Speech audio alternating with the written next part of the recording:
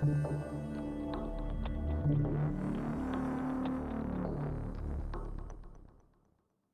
everyone, welcome back to another session of our CISSP study group. I'm B-Dubs and I'm pumped to dive into these topics with you today. Whether you're grinding to pass the CISSP exam or just love nerding out over cybersecurity, you're in the perfect spot. I really appreciate your dedication and it's awesome to see you all here. Last time, we tackled Domain 4 with Exam Objective 4.2. If you missed it, no sweat. I've got a playlist ready for you to catch up. I'll drop the link in chat so you can watch it later at your own pace. Today we're wrapping up Domain 4, focusing on a key piece of communication and network security. We're covering Exam Objective 4.3, implement secure communication channels according to design. So why should you care about this? Well, let's think about it. Every day, we use communication channels for all sorts of things. Voice calls, video chats, sharing documents, accessing networks remotely, or connecting with external partners. All of this happens over networks. And if those networks aren't locked down, your data could be up for grabs. Picture this. You're working from home, accessing sensitive company information. How can you be sure that connection is secure? That's exactly what we're learning today. We're going to cover tunneling, VPNs, IPSec, SSL TLS, and remote authentication protocols. So are you ready? Let's get started. Let's kick things off by understanding what we mean by secure communication channels. These are the pathways your data travels through, and without proper protection, they're vulnerable to threats like eavesdropping, man-in-the-middle attacks, and data manipulation. Think about sending an unencrypted email. This is like sending a postcard that anyone along the way can read or change. In our daily lives, we rely on many different types of secure communication channels. For voice communications, we use systems like phone banking and corporate conference calls that need to be protected. When it comes to video, we're talking about sensitive communications like telehealth appointments and confidential meetings at work. We also need to secure collaboration tools that handle sensitive financial documents and project planning materials. Remote access is another critical area, especially with work-from-home VPN connections becoming so common. Data communications cover everything from credit card transactions to medical record transfers, while third-party connectivity involves securing connections with supply chain partners and cloud services. At the heart of all of these channels is the CIA triad.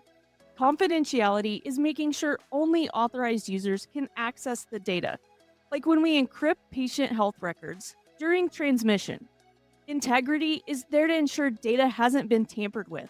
Think about protecting financial transactions from modification. And availability means that our systems are there when we need them, like maintaining backup communication paths for emergency services. These principles are important not only for the exam, but also real-world security.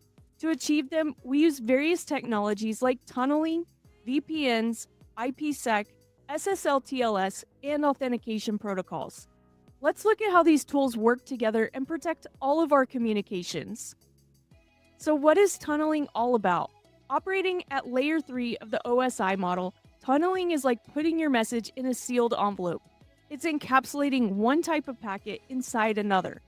Imagine you're sending a top secret message to a friend. You wouldn't write it on a postcard where just anyone could read it, right? Instead, you'd slip it into a sealed envelope. For example, using generic routing encapsulation, or GRE, we can send IPv6 packets over an IPv4 network that wasn't originally designed for it. This lets us send data over networks they weren't originally designed for and secure them along the way. But here's the catch. Tunneling alone does not protect your data. This is just encapsulation. If you send a postcard in an envelope, it's still readable unless you lock it with encryption. That's where VPNs step in, combining 3 crucial elements: authentication to verify who's connecting, encryption to protect the data, and tunneling to create a secure connection. VPNs have 2 main uses: remote access, like connecting to your company's network over the internet, and linking networks securely, just like if you needed a connection between two offices over an untrusted network. Now, there are different tunneling protocols across the OSI layers. At layer 2, we have L2TP, or the layer 2 tunneling protocol, which is typically combined with IPSec for encryption.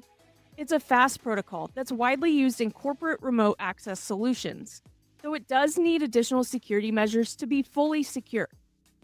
PPTP, or point-to-point tunneling protocol, is another layer 2 protocol, but it's considered legacy technology now.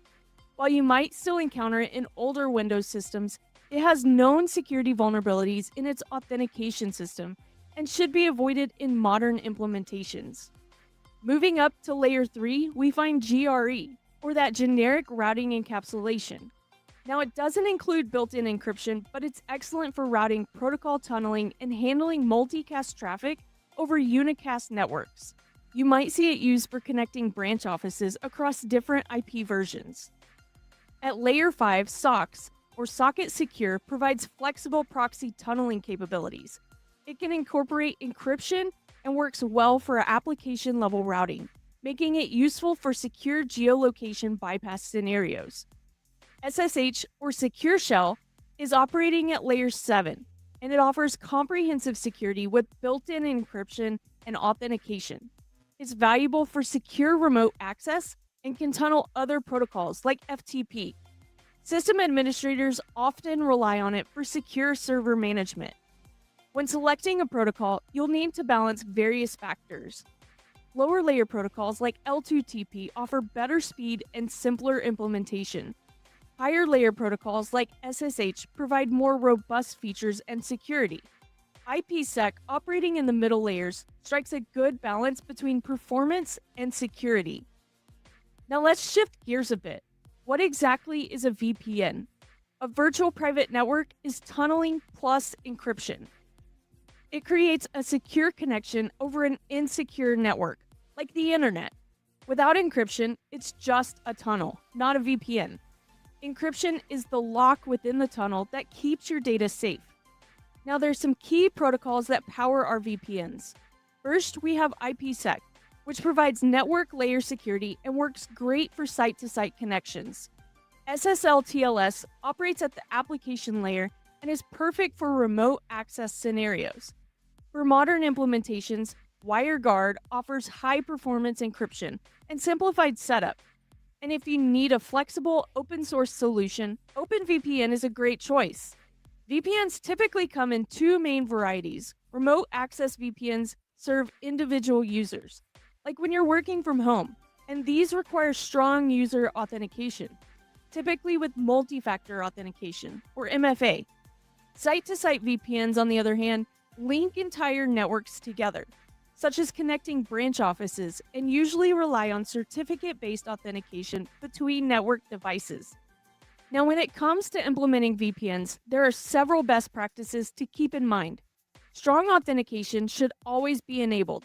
This is non-negotiable. You'll want to stay current with protocol versions to ensure that you have the latest security features. It's also essential to monitor VPN connections for any unusual activity that might indicate a security issue. And finally, regular updates to both VPN software and configurations help maintain a strong security posture. Now, there's something important to understand: split tunneling. This is when only part of your traffic goes through the VPN, while the rest heads straight over the internet. Imagine you're at a hotel, using a VPN to access your company's file server, but you're browsing YouTube directly through the hotel's Wi-Fi. Split tunneling offers some benefits like improved bandwidth usage and faster access to public resources. However, this convenience comes at a significant security cost. Without proper protection, malware can come in through the unprotected internet connection and potentially spread through corporate resources. Additionally, attackers could take advantage of the direct connection to bypass any established security controls. And maybe even the most concerning is that sensitive data might accidentally leak through the unprotected connection instead of staying within the security tunnel. Due to these risks, many organizations explicitly prohibit split tunneling in their security policies. Most VPN clients will let you control this. Look for options like send all traffic through VPN. or block local network access. If you're handling sensitive data, the safer bet is to disable split tunneling and route everything directly through the VPN. Now let's dig into IPSec, which stands for Internet Protocol Security. It's a suite of protocols that locks down IP communications by authenticating and encrypting each individual packet in a session. IPSec is also baked right into IPv6, making it super easy to use in modern networks. Now, IPSec consists of two main components. First is the Authentication Header, or AH, which acts like your tamper-evident seal on your data. Just as a tamper-evident seal lets you know if someone has opened a package, the AH ensures your data has not been altered and verifies it came from the right source. However, it's important to note that the AH only provides integrity checking. It does not encrypt your data. The second component is the Encapsulating Security Payload, or ESP. Think of the ESP as putting your package in a locked box. It not only encrypts your data for confidentiality, but also provides integrity protection. Because of this dual protection, the ESP is the more commonly used protocol in modern implementations. Additionally, IPSec operates in two distinct modes. Transport mode protects just the payload, or your data, while leaving the header visible, making it ideal for direct host-to-host communication like between trusted servers in a data center. Tunnel mode, on the other hand, wraps the entire packet, both the header and the payload, in a brand new packet. This makes it perfect for VPNs that need to connect entire networks over the internet, such as securing traffic between branch offices.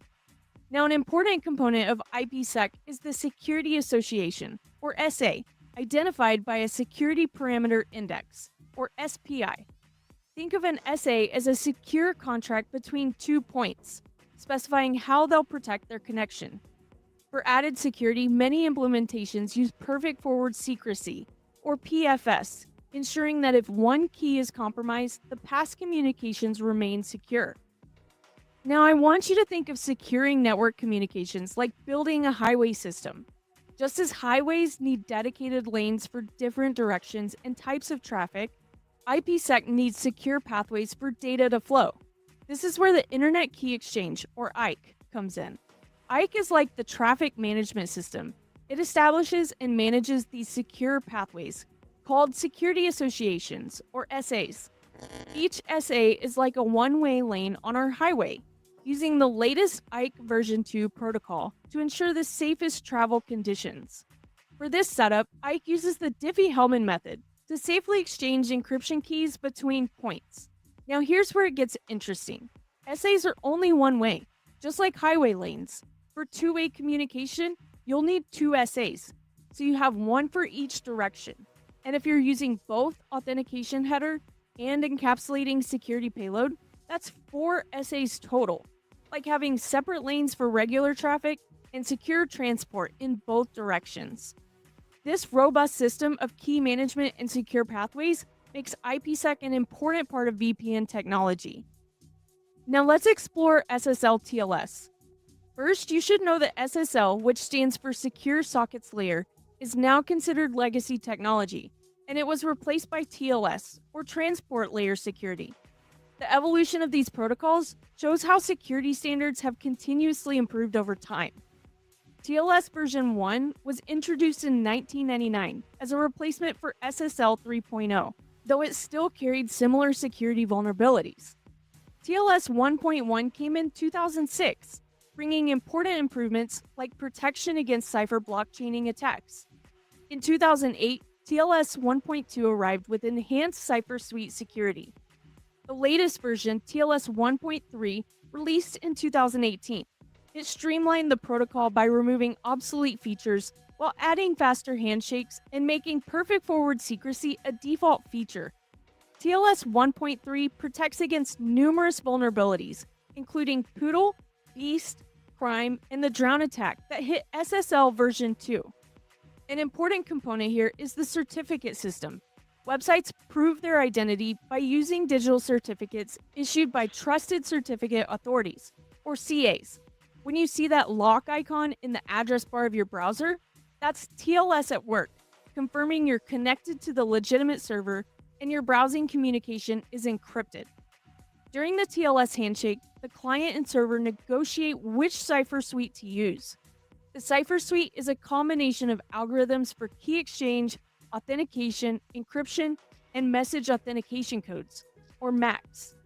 Modern cipher suites prioritize forward secrecy using ephemeral keys, ensuring past communications remain secure even if long-term keys are compromised. Now, it's important to know that as of today, TLS 1.2 and TLS 1.3 are the most secure versions to choose from.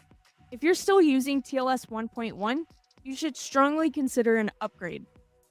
So how does TLS create a secure connection through its handshake process? When your browser connects to a secure website, it goes through several important steps. First, your client device, or your browser, it reaches out with a friendly hello, sharing which TLS versions and encryption methods it can support. The server responds by choosing the best options from what your client offered. Next, the server shares its digital certificate containing its public key. Your browser will then carefully verify this certificate to make sure it's dealing with the legitimate server. Once it's verified, your browser generates what we call a pre-master secret and encrypts it using the server's public key. Both sides then use this shared secret to create symmetric encryption keys. From this point forward, all messages between your browser and the server are encrypted using these session keys. This entire process happens in milliseconds, creating a secure tunnel for your sensitive data to travel through. You don't even realize this is all happening behind the scenes. It's like agreeing on a secret code with a friend before passing notes. And once it's set, only the two of you can crack it. If the certificate check fails, maybe it's expired or it's from an untrusted source, the client immediately stops the handshake to prevent potential security breaches. This is when you might see a warning page on your browser recommending not to visit the site. Now, TLS is able to skip encryption entirely for just authentication, but we usually encrypt everything for confidentiality. Now let's compare TLS VPNs to IPSec VPNs and look at how they stack up. First, taking a look at the key differences between them. For TLS VPNs operating at the transport layer, you're looking at application-specific protection. This means you can secure individual applications or services without affecting all network traffic. On the other hand, IPSec VPNs work at the network layer, providing comprehensive protection for all IP traffic moving through the network. When it comes to traffic scope, TLS VPNs are more focused. They protect specific application traffic, making them perfect for scenarios where you need to secure access to particular services. IPSec VPNs cast a wider net, encrypting all network traffic between endpoints. This makes them ideal for situations where you need complete network-level security. Looking at some examples, if you want to access web applications or email services securely, a TLS VPN provides focused protection at the application level. When you need to connect entire branch offices or secure data center communications, an IPsec VPN offers comprehensive network-level security that protects all traffic between the locations. For your critical systems, you might use both IPsec to secure the network connection and TLS to add another layer of security for specific applications. Remember, choose TLS for application-specific security and IPsec when you need to protect all of your network traffic. Now, when you set up a VPN, you're only halfway there. The connection might be secure, but you still need to verify who's trying to connect. This is where remote authentication protocols come into play. They manage what we call the IEEE framework, a comprehensive approach to security. Think of IEEE as your security gatekeeper. First, identification is the first step where a user or entity claims an identity by providing an identifier, such as a username, employee ID, or other unique identifier. Next, authentication verifies who you say you are, whether you're a user typing a password or a device presenting a certificate. Then, authorization determines what you're allowed to do once you're in, which resources you can access, and what actions you can take. Finally, Accounting keeps track of everything you do while you're connected, creating an audit trail of all of your activities. Now there's three main protocols that handle this: identification, authentication, authorization, and accounting. Radius, the remote authentication dial-in user service, uses UDP, making it fast but less secure since passwords aren't fully encrypted without taking extra steps. It's commonly used by ISPs managing customer access and for wireless network access control. TACACS Plus, the Terminal Access Controller Access Control System Plus, is Cisco's star, using TCP and providing full encryption of all authentication data, including passwords.